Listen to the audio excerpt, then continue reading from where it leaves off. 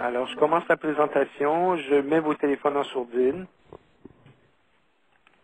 Est-ce que vous voyez les premières diapos? Oui. Bon. Le Non. webinaire s'adresse à des utilisateurs directs, donc pas forcément des intervenants.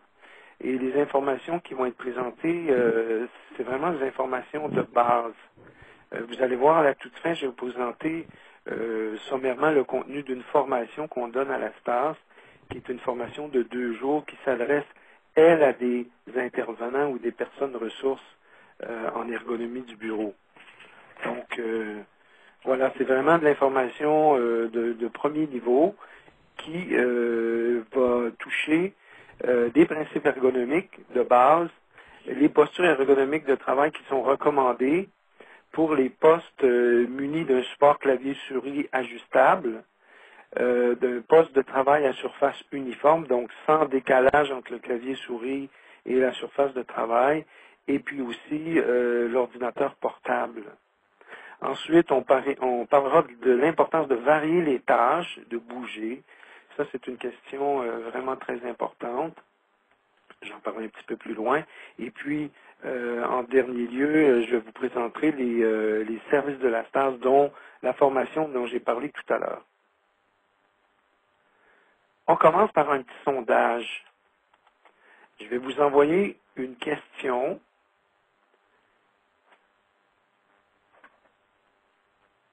46% maintenant ont éprouvé des troubles musculo-squelettiques reliés au travail à l'ordinateur.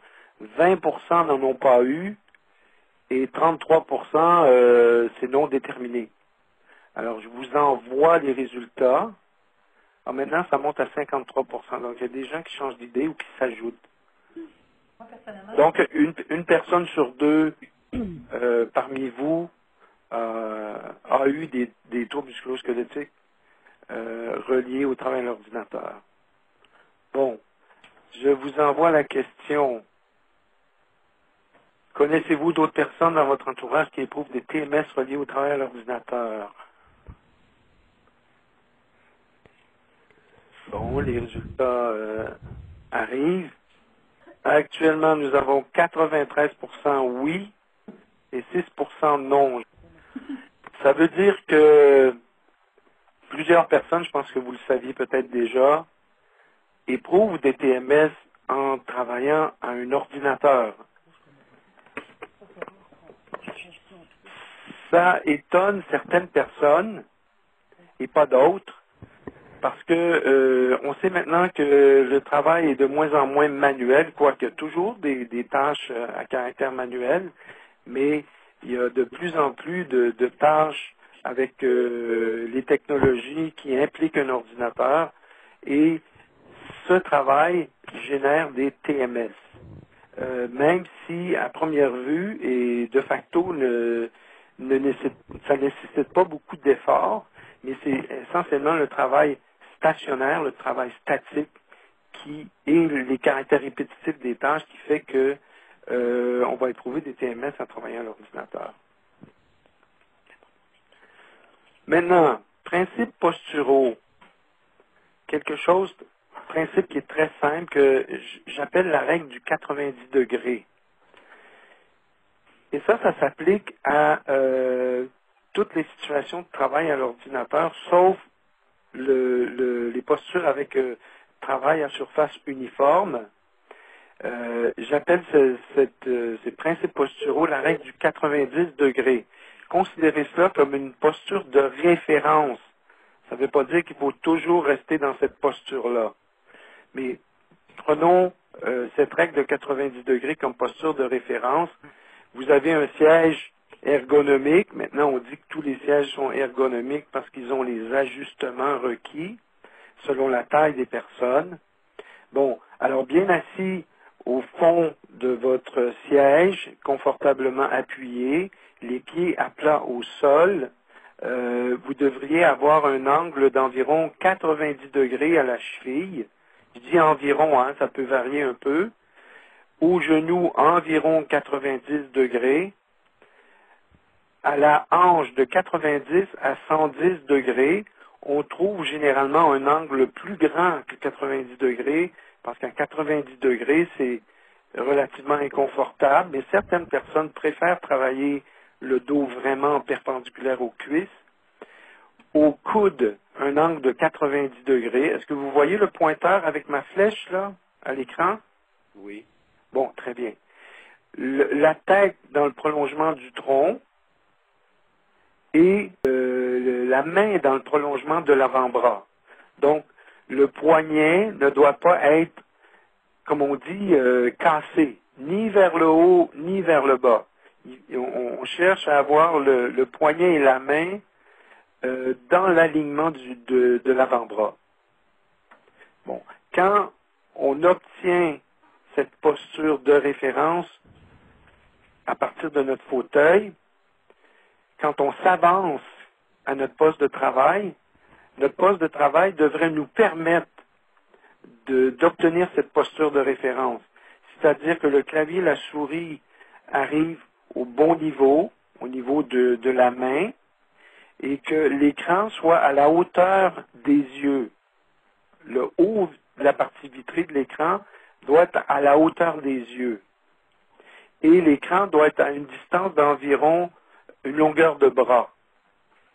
Je dis environ parce que ça peut varier en fonction de, par exemple, si vous portez des verres correcteurs, l'écran peut être plus ou moins rapproché. Bon. Alors, votre poste de travail doit vous permettre de prendre la posture de référence sur votre fauteuil. Et votre fauteuil, évidemment, doit vous permettre d'avoir cette posture de référence. Ça suppose bien sûr que le fauteuil doit être ajustable en hauteur et que les appuis-bras doivent être aussi ajustables en hauteur et aussi en largeur parce que les bras doivent être le plus possible rapprochés du corps. Est-ce que ça va pour l'instant? Oui. Oui. Oui. Bon, ça c'est un résumé, si vous voulez, des principaux principes posturaux pour le travail de l'ordinateur, à l'exception des postes à hauteur uniforme dont je parlais tout à l'heure pour la position du coude. Pour les postes ajustables, avec clavier-souris ajustable au niveau du support, ça vous prend bien sûr un fauteuil, je l'ai mentionné tout à l'heure, un fauteuil ergonomique qui doit avoir une hauteur ajustable, des accoudoirs ajustables en hauteur et en largeur, un dossier ajustable en hauteur et en inclinaison. Le support clavier-souris ou la surface ajustable doit être soit pour particulièrement ajustable quand il y a un poste multi-utilisateur, parce que la dimension des personnes va varier et il faut que le poste puisse s'ajuster. Il faut aussi avoir un ajustement de l'écran. Donc ça, ce sont les caractéristiques du mobilier que vous devez avoir pour être capable d'avoir un poste ajustable, particulièrement si le poste est multi-utilisateur. Vous voyez ici une photo. Donc, c'est un poste ajustable, siège, clavier, souris, comme je vous ai illustré les principes tout à l'heure. Regardez cette photo pendant, je sais pas, 1 minute et allez-y, prenez votre crayon. OK, là, on a des indications. Le poignet, on a beaucoup de... Quelqu'un a mis poignet cassé. Dos pas appuyé, tout à fait. Coude sans appui. 90 degrés non respecté. Oui, j'imagine que c'est la règle de 90 degrés non respectée. Bon, tout ça est juste. Alors, si on regarde la réponse à trouver l'erreur, vous allez trouver déjà ce que vous avez mentionné. Support clavier-souris trop haut. C'est ce qui fait que les poignets sont en extension. Quelqu'un a mis poignet cassé vers le haut. Donc, l'écran est trop haut, le dos n'est pas appuyé au dossier et les avant-bras ne sont pas appuyés aux accoudoirs.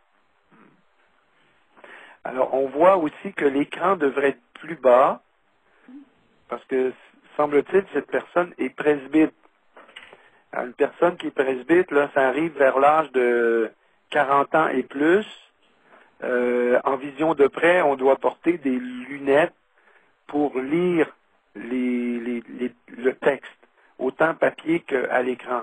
Ce qui fait que, comme la partie du foyer est en bas, on recommande d'abaisser l'écran pour éviter l'extension du cou. Hein, vous voyez sur la photo, si je reviens à la photo, notre personne ici a le cou, la tête et le cou en extension, là. Parce qu'elle a des lunettes et que l'écran est trop haut. Et vous voyez, les supports de l'écran, là, ne sont pas nécessaires ici. Pour éviter l'éblouissement. L'éblouissement est un des problèmes les plus courants et inconfortables, quoique avec les écrans plats, le problème est moins aigu. Mais de toute façon, il faut éviter l'éblouissement direct. Vous voyez la photo à gauche, éblouissement direct. L'éblouissement direct, c'est causé par le fait que l'ordinateur, l'écran d'ordinateur et le poste de travail est placé directement en face d'une fenêtre. Ce qui fait que la personne qui est ici est éblouie et a de la difficulté à lire les caractères sur son écran d'ordinateur. Donc, il faut absolument éviter un positionnement de l'écran en face d'une fenêtre. Maintenant, pour l'éblouissement indirect, là, on est dos à une fenêtre. L'écran est dos à une fenêtre et ça réfléchit dans l'écran d'ordinateur. De même aussi, si le luminaire de plafond est placé dans un angle supérieur, à 30 degrés, il peut y avoir des reflets aussi dans l'écran. Il faut éviter cette situation-là. Donc, il faut que l'écran et le poste de travail soient placés en perpendiculaire aux fenêtres. Donc, ni en face, ni de dos, mais de côté. Ça va? Oui. Oui. Pour éviter l'éblouissement direct ou indirect. Maintenant, on va parler très rapidement des configurations de mobilier. Si vous avez la figure A, indique la configuration en ligne droite. Ça, c'est ce qu'il y a de plus classique. C'est ce qu'on avait généralement avant, il y a peut-être 15-20 ans, pour les bureaux. Vous voyez la figure B, la configuration en L. Bon, avec l'arrivée massive des ordinateurs, on a créé des postes en L où vous aviez une section pour l'ordinateur et une section papier. Maintenant, de plus en plus, ce qu'on voit avec les bureaux modulaires, le mobilier modulaire, ce sont des configurations à angle, soit avec un arrondi, soit en perpendiculaire, en diagonale, si vous voulez plutôt. Vous voyez une figure aussi typique de mobilier modulaire qu'on voit maintenant presque dans tous les bureaux. Alors, une chose dont il faut faire attention, c'est en particulier, c'est l'ouverture pour le support clavier-souris.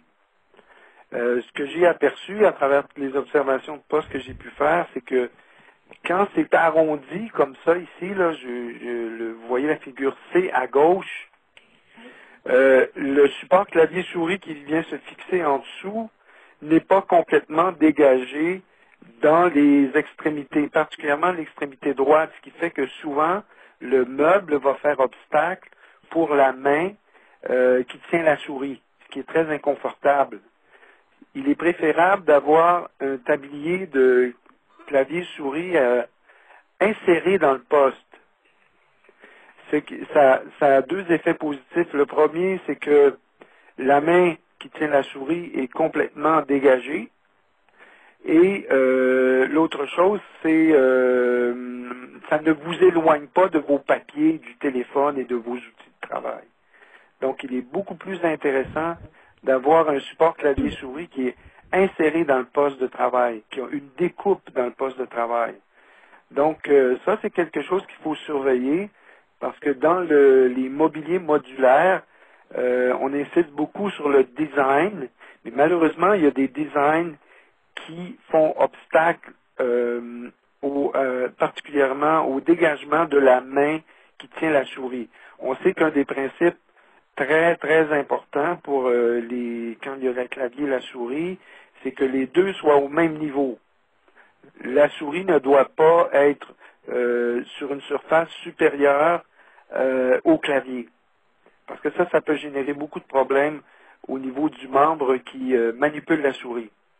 Souvent, ça peut donner des bursites, par exemple, parce que le bras est en élévation et en extension. Ça va pour le mobilier? Oui. Oui. Bon, maintenant, on continue avec trouver l'erreur.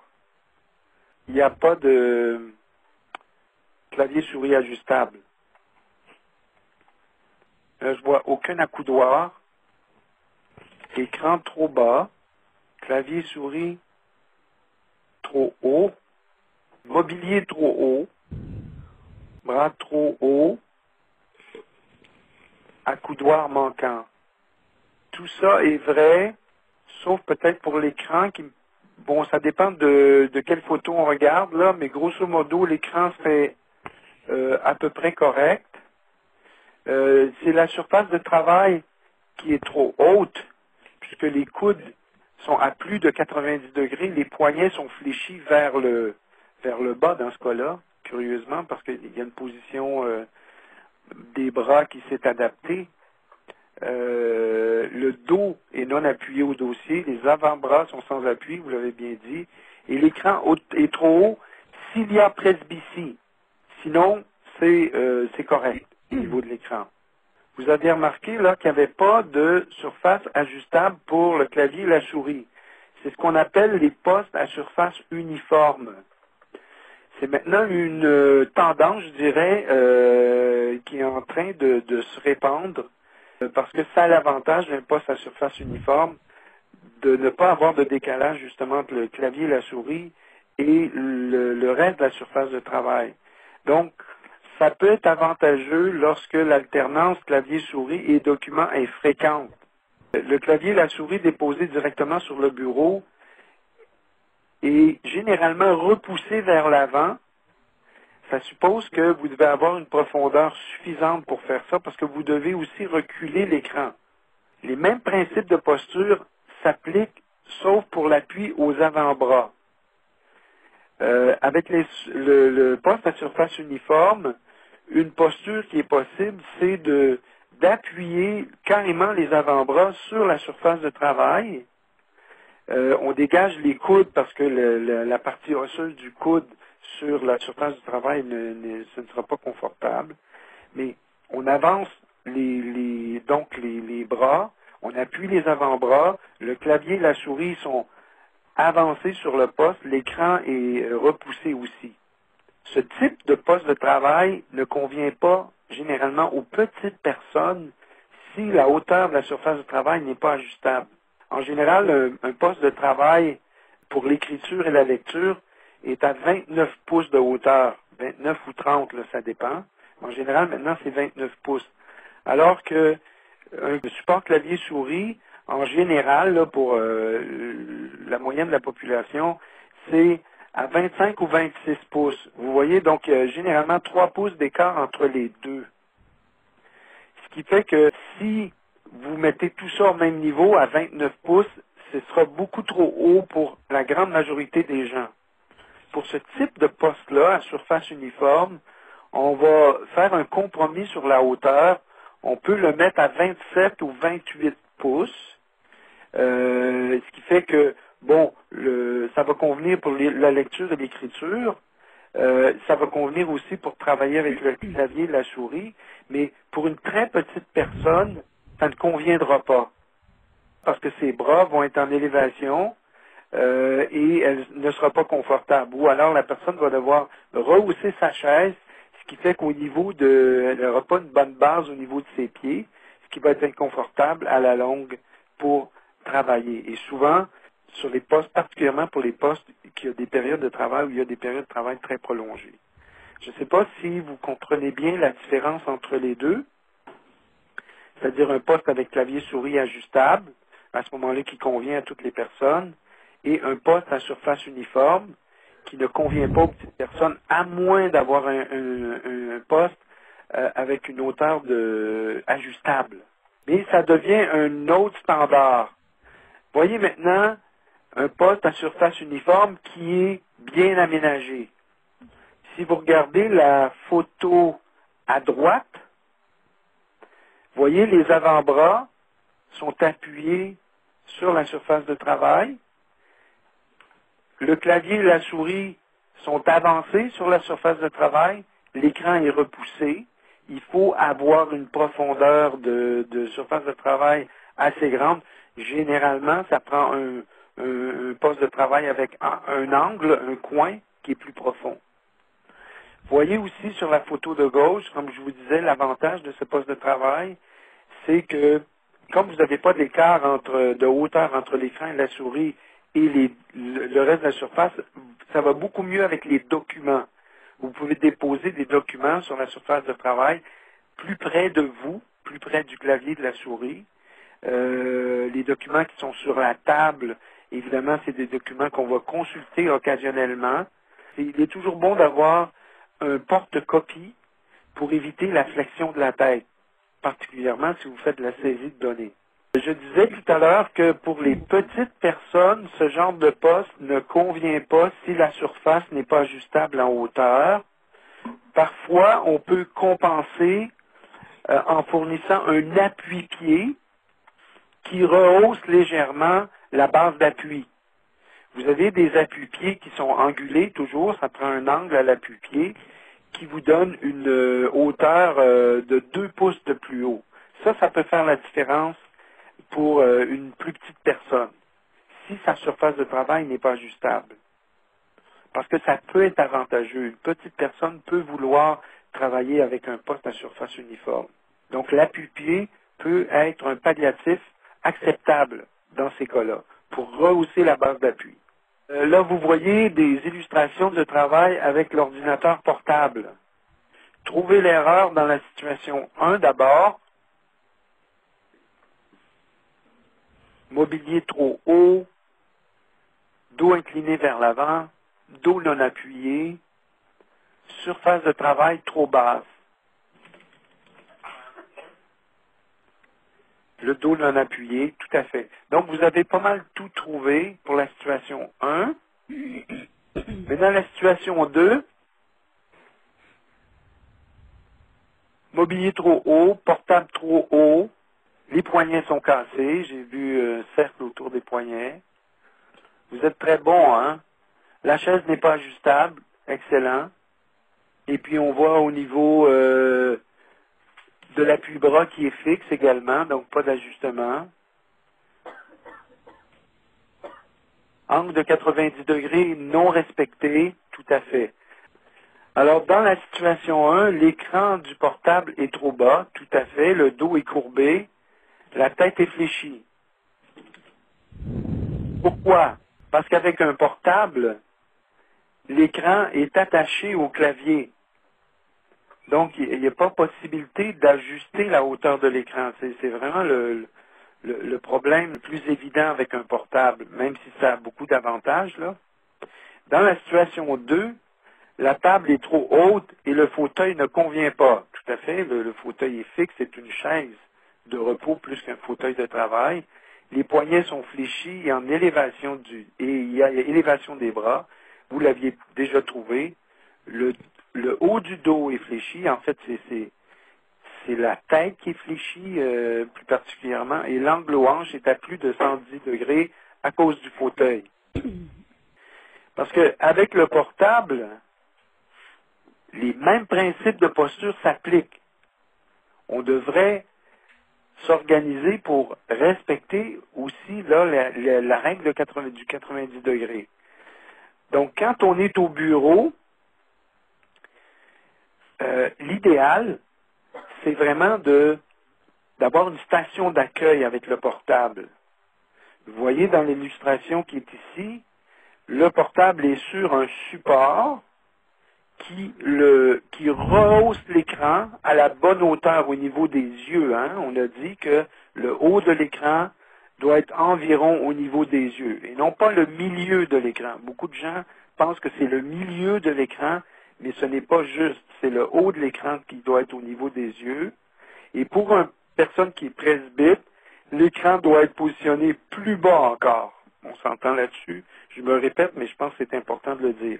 Donc, avec un portable, si vous avez un support qui rehausse le portable, l'écran sera au bon niveau. Ensuite, il faut fournir un clavier et une souris indépendantes que l'on connecte quand on arrive au bureau. Ce qui fait que la personne qui est ici, à la station d'accueil, respecte la règle de 90 degrés. Vous voyez, on ne voit pas les jambes, là, mais on suppose que le fauteuil est ajusté correctement. Mais vous voyez bien, il y a 90 degrés au niveau des coudes. Les mains sont dans le prolongement du poignet, sans poignet cassé. La tête est dans le prolongement du tronc. La distance de l'écran est bonne également. Si on est hors du bureau, et c'est là souvent que le problème se pose, alors il faut trouver des moyens d'adopter de se rapprocher le plus possible de la règle du 90 degrés. On peut apporter une souris et un mini-clavier. Moi, c'est ce que je fais. Il y a des mini-claviers qui sont très légers maintenant. Il y en a qui le font. Il y en a qui s'habituent aussi à travailler avec le touchpad, en anglais, là. Il faut rehausser le portable. On peut utiliser des livres, des bottins de téléphone, quoi qu'on en trouve de moins en moins, mais trouver des moyens de rehausser le portable pour amener l'écran à la bonne hauteur. C'est souvent là le problème. On peut placer un coussin sur la chaise pour se rehausser si la chaise n'est pas ajustable. Mais parfois, si vous allez dans un hôtel, il est possible de demander une chaise à hauteur, une chaise ergonomique au fond, au préalable. Vous pouvez aussi éventuellement placer une serviette roulée ou un oreiller pour soutenir le bas du dos. Il est important d'avoir un support lombaire. Encore le bottin de téléphone comme repose-pied, si votre table est trop haute, ce qui arrive souvent dans les chambres d'hôtel. Prendre des pauses courtes et fréquentes et puis éviter les longues périodes de travail, à moins d'être dans un autre bureau qui vous offre des commodités. Donc, vous voyez, là, il y a des solutions palliatives qu'on peut prendre, mais je pense qu'il faut éviter, si on n'a pas des ajustements, de travailler sur de longues périodes. Pour le transport, je pense que la meilleure solution demeure une valise à roulettes. Bon, c'est vrai que l'hiver, ça peut être moins pratique, là, mais quand même, ça demeure la solution optimale. D'autant que si vous avez des documents à apporter, un sac à dos peut être une bonne solution aussi. Si vous avez une mallette, changez souvent de main. Vous voyez, plus on descend, moins c'est des solutions intéressantes. Et puis, réduire le poids des documents en utilisant le plus possible des supports électroniques, les clés USB, courriel, les sites Internet, pour diminuer le poids papier dans la valise. Et surtout, il faut bouger. Alors, c'est peut-être le temps de bouger un peu. On va prendre une pause d'une dizaine de minutes. Pour introduire ce point-là, j'ai presque une petite anecdote à vous raconter. Une fois que j'étais dans un département d'archives où il y a les secrétaires archivistes qui transcrivent toute la journée les dictées de médecins. Et la chef de service me disait comment ça se fait qu'ils ont des TMS, que les filles se plaignent parce que le poste est ergonomique. Le poste était parfaitement ergonomique et les secrétaires archivistes médicales avaient des TMS, un certain nombre, pas toutes, mais un certain nombre. Et j'ai répondu à la chef de service que même si on aménage un poste de façon ergonomique, si des personnes travaillent 6h30 par jour en stationnaire à un poste comme ça, 5 jours par semaine, à l'année longue, elles finiront par développer des TMS d'un jour ou l'autre. Donc, parce que ce n'est pas naturel de rester fixé à un poste à écran toute la journée, à la semaine longue et à l'année longue. Le corps n'est pas constitué pour faire ce genre de tâches. Et c'est précisément là le problème. C'est dans l'organisation du travail. Et il faut que dans l'organisation du travail, on puisse varier les tâches de telle sorte que le plus possible, on alterne la posture assise et debout. Et la meilleure façon, pour bouger, c'est d'organiser le travail afin qu'on puisse de temps à autre, dans nos tâches, nous lever. Sinon, on n'y pense pas. On reste devant l'ordinateur et on reste en position fixe trop longtemps. Ça, c'est la meilleure chose. Et on peut aussi faire des exercices, particulièrement si on commence à avoir des malaises. Alors, on a développé avec Denis Marchand et un de ses étudiants de maîtrise des routines d'exercice physique dont je vais vous montrer un échantillon. Si vous êtes inactif depuis plusieurs mois, il est important de consulter votre médecin avant d'entreprendre des exercices physiques. Si vous ressentez des inconforts au niveau de la nuque, des épaules ou du dos, il est recommandé de faire la séquence d'exercices qui suit.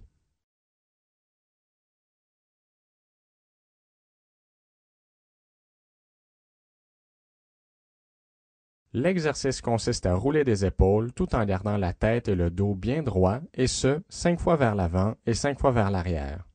Il faut s'assurer de bien relâcher la tension lorsque les épaules sont au point le plus bas. Cet exercice vise le relâchement des muscles des épaules et du cou.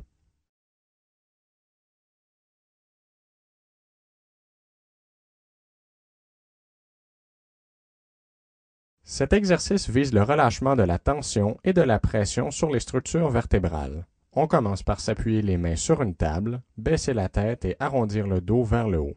Ensuite, on avance le bassin très proche de la table en creusant le dos et en envoyant la tête vers l'arrière. On maintient chaque position de 3 à 5 secondes et on répète le mouvement 3 fois.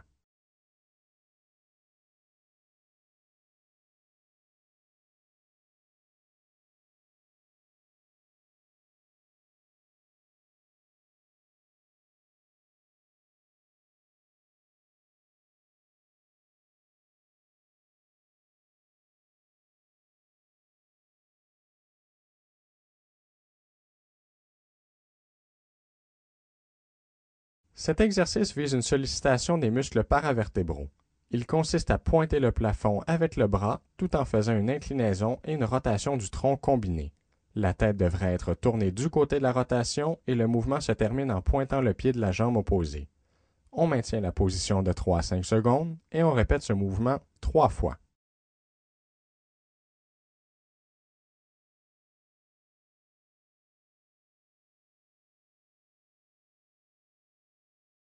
Le présent exercice vise la sollicitation des membres supérieurs et du tronc. On commence par rapprocher les bras vers la poitrine de façon à joindre le dos des mains ensemble. Le tronc est fléchi vers l'avant simultanément. On enchaîne l'extension du tronc et des bras tout en bombant le torse et en envoyant les poignets vers l'arrière. Chaque position se maintient de 3 à 5 secondes et sont répétées 3 fois.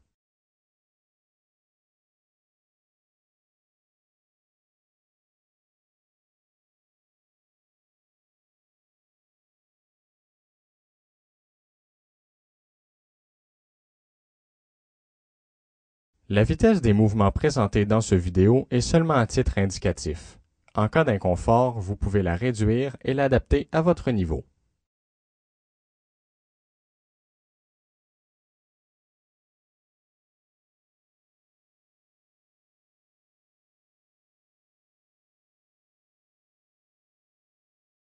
Ça y est, vous avez visionné la routine courte? Oui. Et, bon, qu'est-ce que vous en pensez? Allez-vous faire ces exercices? Il faudrait. Oui, puis il faudrait la diffuser à l'ensemble du personnel. C'est ce que je pense moi aussi. Bon, une des difficultés avec les exercices, que ce soit là ou ailleurs, c'est de se donner la discipline de le faire. On est souvent pris par le travail, on est absorbé par notre travail, concentré, et on oublie de faire les exercices. Le meilleur moyen est précisément d'en faire une routine, c'est-à-dire que dans le courant de la journée, à une heure donnée, on prend l'habitude de faire ces exercices. Et ça devient une routine. Sinon, on le fait une ou deux fois, puis on oublie ça. Alors, il y a plusieurs études qui démontrent que des programmes d'exercice en cours de travail ne sont pas beaucoup appliqués. Maintenant, on va regarder les différents services de la STAS. On ne donne plus depuis plusieurs années déjà des services d'expertise poste par poste dans les établissements. Pour la bonne raison que au nombre de conseillers où on est à la STAS, on n'y arriverait tout simplement pas. Ce qu'on a décidé de faire, c'est de former des personnes ressources en ergonomie du bureau dans les établissements, de telle sorte que ces personnes vont pouvoir faire des interventions dans leur milieu et nous, on pourra les assister à distance ou même aller sur place au besoin. On vend aussi le logiciel ADAPT qui a été développé par une autre association sectorielle paritaire qui s'appelle l'APSAP, Association sectorielle paritaire pour l'administration provinciale, donc toute la fonction publique. C'est un logiciel que l'on vend 100 $, qui est disponible au comptoir des publications. Ce logiciel est vraiment un logiciel d'auto-adaptation du poste de travail. Et il peut être installé sur votre intranet, donc être rendu accessible à toutes les personnes dans votre milieu de travail. Nous avons acheté à l'autre association sectorielle, l'APSAP, les droits de distribution pour tout le réseau. Donc ça, c'est un outil qui peut être très intéressant, non seulement pour corriger les situations de travail, mais pour prévenir les TMS, les inadaptations, parce que si vous achetez le logiciel, vous allez voir, il est divisé en 3 parties. Une première qui donne les principes d'adaptation, une deuxième partie, celle concernant l'ordinateur portable, et la troisième étape, si vous voulez, c'est de faire appel à une personne ressource dans votre établissement. Et ce sont ces personnes ressources que nous pouvons former à la STAS avec la session formation des personnes ressources en ergonomie du bureau. L'autre type d'assistance qu'on donne, c'est l'assistance en ligne. Il y a différents documents qu'on peut vous fournir. Et c'est ce qu'on va regarder un peu plus en détail ici. Vous avez aussi mon nom, mon numéro de téléphone, c'est celui de la STAS au poste 226, de même que plusieurs collègues qui peuvent vous aider ici à la STAS si vous avez besoin de renseignements en ergonomie du bureau. Bon, d'abord, la formation de la STAS, formation des personnes ressources en ergonomie du bureau, c'est une formation de 2 jours, comme je vous ai déjà mentionné. On peut aussi la faire en établissement, ce qui est fort intéressant, parce qu'on est plus près de votre réalité, mais ça prend un minimum de 6 personnes pour aller en établissement. Le prix est d'environ 1 000 $ pour un groupe d'un maximum de 12 personnes. Donc, minimum 6, maximum 12. On va chez vous en établissement. À la STAS, on donne la formation en 2 jours consécutifs, mais chez vous, quand on va en établissement, on donne 2 jours, mais séparés par environ 1 mois, durant lequel vous faites des exercices pratiques d'analyse de poste. Et la deuxième journée, quand on revient, on regarde pour une bonne partie du temps les postes que vous avez étudiés pour voir à ce que vous maîtrisiez très bien les enseignements qu'on vous a présentés la première journée. La description, les coûts, le calendrier et les inscriptions en ligne se font directement sur notre site, tel qu'indiqué sur cette diapo. Le logiciel ADAPT, j'en ai parlé déjà. Bon, on donne accès aussi à une page Internet qui comporte plusieurs sites. En fait, c'est une page de site web qui donne accès à des informations très variées et valables sur l'ergonomie du bureau. Vous voyez tous les onglets sur la page Internet. Par exemple, là, vous avez poste de travail informatisé généralité. Là, vous avez accès à des guides complets en ergonomie du bureau. Vous avez un onglet aussi sur les accessoires informatiques, sur chaises de bureau. On va voir quelques exemples tout à l'heure sur les claviers d'ordinateur, sur l'éclairage au poste de travail, sur les écrans d'ordinateur, les micro-pauses actives, l'ordinateur portable, les souris d'ordinateur. Donc, il y a beaucoup d'informations qui ont été colligées sur cette page Internet par les gens de l'APSAM. On va commencer peut-être par la fiche numéro 13 de l'APSAM. Donc, c'est une fiche sur l'ergonomie du poste de travail, au poste de travail informatisé, produit par l'APSAM, donc l'Association sectorielle affaires municipales, avec qui on collabore également, qui vous donne les principes d'aménagement. Vous avez des figures sur l'aménagement. Vous avez des conseils sur les sièges, sur l'éclairage. Ce sont essentiellement les mêmes informations que je vous ai présentées dans la première partie. Ça, c'est un document que vous pouvez télécharger gratuitement, que vous pouvez imprimer ou offrir le lien à vos collègues pour qu'ils y aient accès. Les accessoires informatiques ergonomiques, oui, il faut que j'aille là, apportent-ils de vrais avantages? J'ai mis la partie 2, Oui. mais il y a aussi la partie 1.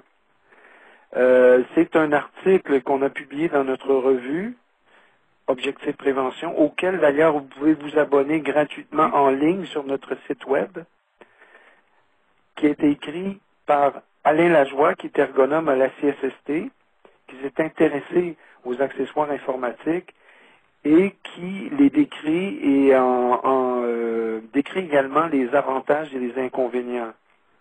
Voyez par exemple, voyez ici ce qu'on appelle le roller mouse.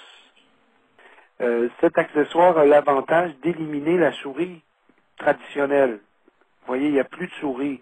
La souris est intégrée dans la partie centrale de cet accessoire et est actionnée par le tube arrondi là, qui est aligné sur la barre d'espacement avec les différents boutons de clic qu'on retrouve sur la souris. Et ça fait que les personnes qui ont des douleurs chroniques à travailler avec la souris sur la droite habituellement, on peut leur fournir le roller mouse qui ramène les mains vraiment devant eux et élimine complètement l'éloignement ou l'abduction du bras et qui règle le problème pour les gens qui ont une douleur chronique à travailler avec la souris. Ça, c'est un exemple d'appareil ou d'accessoire qui règle des situations parfois insolubles de personnes qui s'absentent du travail pour des douleurs chroniques, notamment au travail avec la souris. C'est le temps pour vous là, de poser des questions ou d'émettre des commentaires. Par rapport aux équipements ergonomiques, qu'est-ce que vous pensez des souris verticales? Bon, ça c'est un accessoire ergonomique qui est fort intéressant. L'avantage de la souris verticale, c'est de ramener, comme son nom l'indique, là, au lieu d'être à l'horizontale, pour les gens qui ne connaissent pas ça, je crois que je n'ai pas d'illustration à ce moment à vous montrer. Imaginez que la souris maintenant est en position verticale. Donc l'avantage de cet accessoire-là, c'est de ramener le poignet dans sa position neutre. Et ça prévient les douleurs au poignet. Ou ça peut éliminer ou réduire les douleurs au poignet pour les personnes qui en éprouvent. Donc oui, ça peut être un accessoire qui peut être très approprié pour des personnes qui éprouvent des douleurs au poignet en travaillant avec la souris. Parce que ça évite le croisement des deux os de l'avant-bras. Vous voyez, quand on travaille avec une souris traditionnelle, la main est tournée vers l'intérieur, se trouve à être en ce qu'on dit en pronation, là. Et ça fait que les deux os du poignet sont croisés. Alors que la position naturelle, c'est vraiment la main droite, donc à la verticale par rapport à la surface de travail, qui évite le croisement des os du poignet et qui diminue les pressions au niveau du poignet. Ça peut avoir aussi un effet sur les douleurs au coude, parce qu'on sait qu'à travailler en pronation sur de longues périodes, certaines personnes peuvent développer des problèmes au coude et générer ce qu'on appelle les épicondylites, qui sont des douleurs à l'épicondyle, à l'extrémité extérieure du coude. Fait que si je comprends bien, le roller mouse, ça serait plus pour les douleurs au niveau de l'épaule, puis si j'ai plus des douleurs poignet et coude, j'opterais plus pour la souris verticale. Tu les différences entre le roller mouse? Vous avez raison d'une certaine façon, mais vous savez que les TMS, c'est multifactoriel et c'est parfois plus compliqué. Ce que je vous recommanderais, moi, c'est de faire des tests, faire des essais avant d'acheter. D'autres suggestions, d'autres questions? À part la souris verticale pour l'ergonomie, est-ce qu'il y a d'autres souris ergonomiques qui sont recommandées? Parce qu'on en voit... on a parlé du roller mouse. Oui, ça c'est correct. Qui élimine la souris comme telle. Oui. Bon, il y a toutes sortes d'accessoires. Hein? Je vous donne l'exemple. Récemment, j'ai vu un poste de graphiste à l'ordinateur. Cette personne travaillait avec une souris et avait mal au poignet. C'était pas du tout la souris n'était pas indiquée pour le type de travail qu'elle faisait à l'ordinateur. C'était plutôt un stylo graphique. C'est un stylet qui lui permettait de dessiner, de faire toutes sortes d'opérations de type graphiste à l'écran, qui étaient beaucoup plus adaptées pour son travail. Okay. Donc la souris n'est pas nécessairement l'outil adapté pour toutes les formes de travail à l'ordinateur. Avez-vous des conseils pour les postes à écran double? Parce que nous, de plus en plus, on en a. Là. Oui, 2 écrans d'ordinateur, oui, on voit ça de plus en plus fréquemment. Ouais. Les conseils, c'est d'abord de mettre les écrans à la bonne hauteur et à la bonne distance. D'éviter les écrans qui sont trop grands, parce que même, je veux dire, si on met l'écran au plus bas sur la surface, les écrans qui sont trop grands vont faire que vous allez avoir une extension de la tête, particulièrement si vous êtes presbyte. Donc ça, c'est une chose.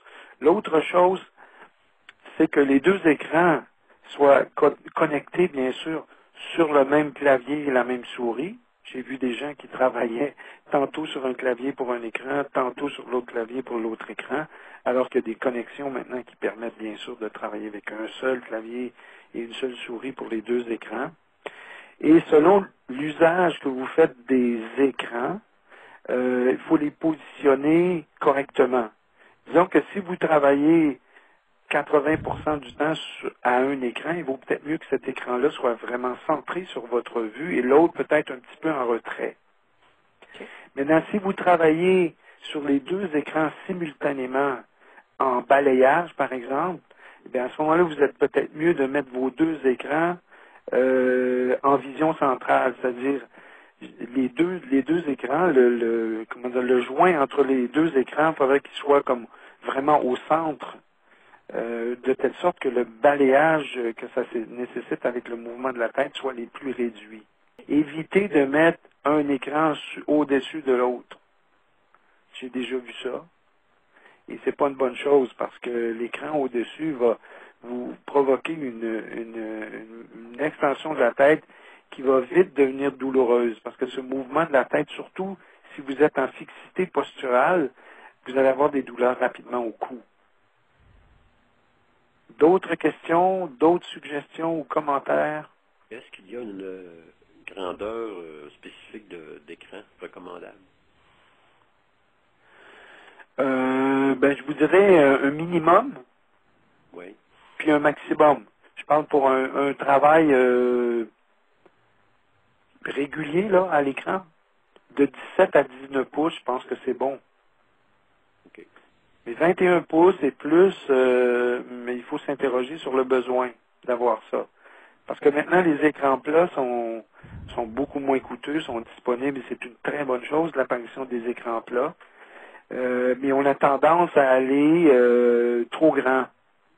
Ce qui fait que quand pour lire dans la partie supérieure de l'écran, surtout pour les presbytes, il y en a de plus en plus dans notre réseau, et c'est dans la partie supérieure de l'écran qu'on doit projeter la tête vers l'arrière, et ça, c'est pas bon.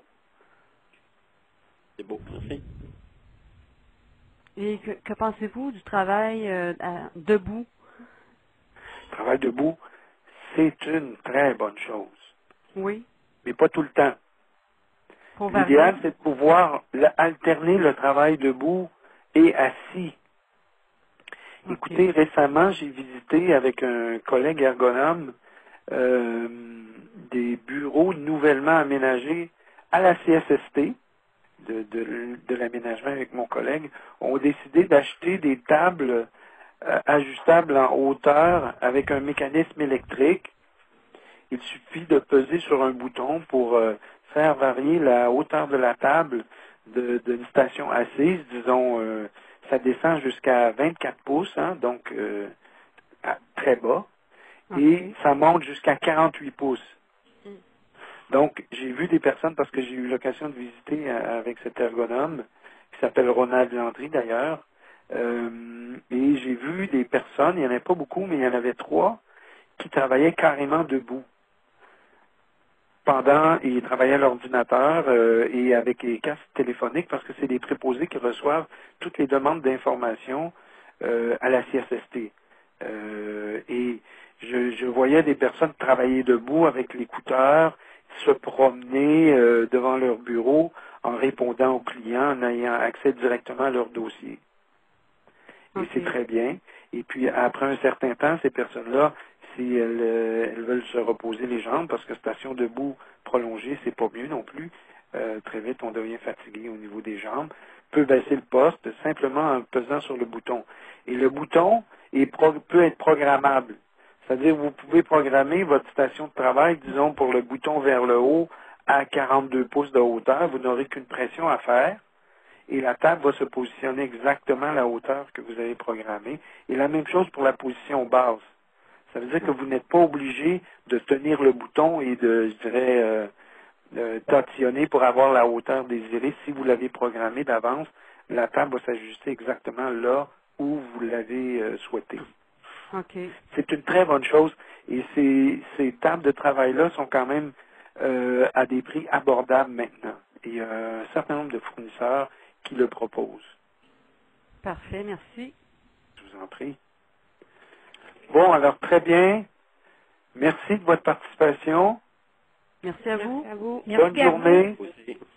Bienvenue. Bonjour. Si vous avez des questions, n'hésitez pas à nous appeler. Merci. Merci. Au revoir. Au revoir.